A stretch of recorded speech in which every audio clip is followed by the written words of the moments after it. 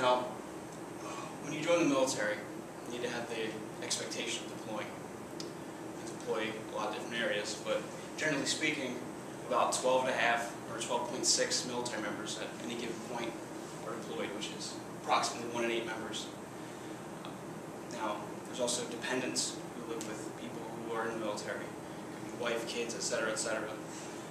Out of those numbers, only 1% or 1 in 100 are deployed along with their families. So the dynamic you have here is a lot of separation from people who are near and dear to your heart for a long period of time. Now, the nature of the military obviously is we kill bad guys, basically. But unfortunately, there's a cost associated with our actions. As you can see here, between 2003 and 2013, approximately 5,000 service members were killed in action. This is according to DoD statistics compiled from 3 different operations: Operation Enduring Freedom, Operation New Dawn, and Operation Iraqi Freedom. In addition, 50,000 were wounded in action. Now, this can present a lot of stress because not only are you separated from your family, you're in a combat zone and you're subjected to the daily rigors of avoiding getting hurt and stuff. And again, you have an issue with children. When you leave, do they understand? Are they old enough to know what where you're going? Mommy, why is Daddy going to be gone for such a long time? It's like, well, is he coming back? So there's this big question mark when you're dealing with the unfamiliar, and there's stress all around. Now, the question you might be asking yourself at this point, what can be done about it?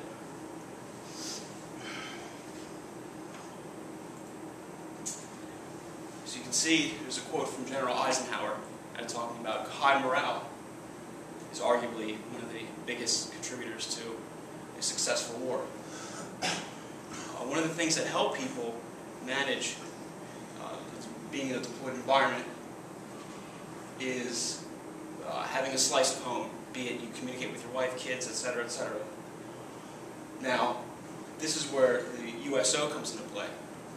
Established in 1941 by President FDR, it brought together several organizations, including the YMCA and YWCA, that were gearing up to help support the American war effort.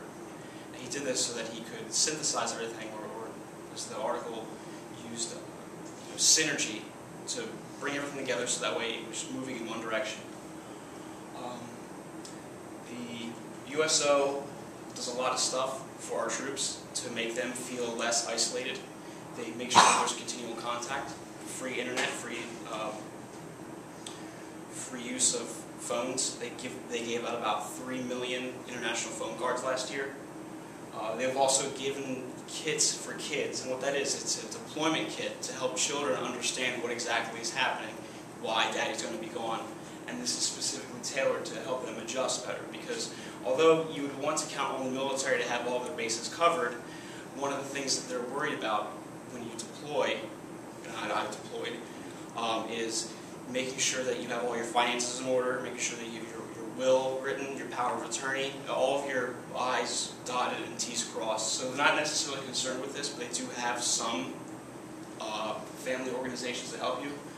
But essentially, the USO has been around for about 72 years of consistent service, since 1941. They're really good with managing all their finances. In terms of the overhead, it's only about 14%, as you see, combining management and fundraising, and an additional 86% is spent towards helping dependents and those who are deployed stay in touch with each other.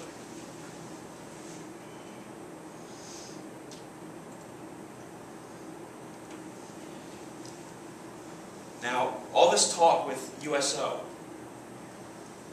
what if you have a non-military spouse, and you've deployed before, and all of a sudden the unthinkable happens? You're killed in action, for instance. Well, let's take the instance of Linda Ambard. Her husband was in the Air Force, Major, who was killed in action in 2011, late April, and the USO was there as a support. They had a whole bunch of volunteers come up, and they accompanied her and her immediate family during a dignified transfer. And a dignified transfer is essentially when a body comes back from overseas and there's an American flag, and then they have pallbearers take it to wherever it needs to go. So she said, as you can see here, excuse me for reading it, when we arrived at Dover, the USO came out with many volunteers, one for each of us. They allowed us to talk, make jokes, which is our family's way of dealing with distress. And they stood with me as I broke down again. So that sense of camaraderie, that sense of belonging, because this is also your second military family. Because while you're with your buddies overseas, who's really going to be there for your wife? Well, these guys are there no matter what. There's about 146 USO centers nationwide. In addition, there's about, I'm not really sure how many, but they have what's called USO to go, and it goes to combat posts, forward operating bases. So they have care packages that come and are distributed, and little things like toiletries.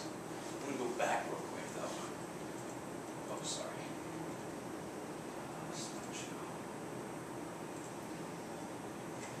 Going back to that service member, care packages make you feel remembered, according to Julie Nikoloff of the magazine Soldiers. Just something small as a toothbrush, some beef jerky, just a piece of home. Now, what do we want to do here? Well,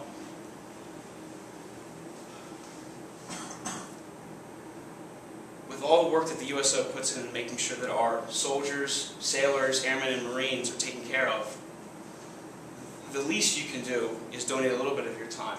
If you can't volunteer, you can go online, and for the cost of a candy bar, you just put $1 in. Because although you can't help military spending, and you can't help the furlough, which is potentially going to, cut back on the money the troops receive because Congress can't approve of a budget, you can at least make sure that if something does happen, these guys have a support group, and they're not left out in the dust. Yeah, they signed on the dotted line and they accepted the responsibilities of it. But when it boils down to it, we're all Americans, and we need to watch out for our own as well.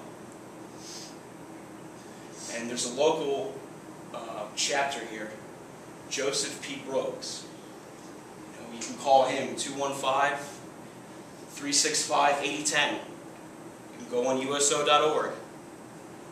But just think of it this way. What if you knew someone who was like Linda Ambar, and when she was on that tarmac, watching her husband's remains be carried away by that pallbearer, and she's just all by herself?